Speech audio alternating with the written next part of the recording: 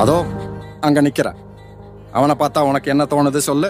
குடும்பம், பொண்டாட்டி, பிள்ளைங்க, சம்பளத்துக்கு ஒரு வேலை, வாங்குகிற சம்பளத்தில் போடுற பட்ஜெட்டுக்கு மேலே ரூபா கூட ஆயிடக்கூடாதுங்கிற எந்த நிமிஷமும் ஒரு பயம்.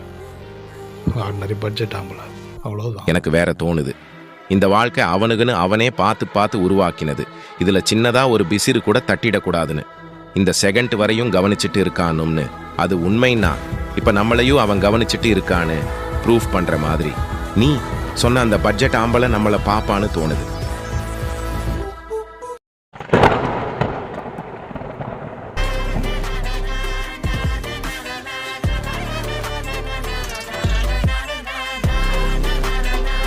மௌனமா அமைதியா இருக்க எதுவுமே இவ்வளோதான்னு குறைச்சு நினைச்சிடாத.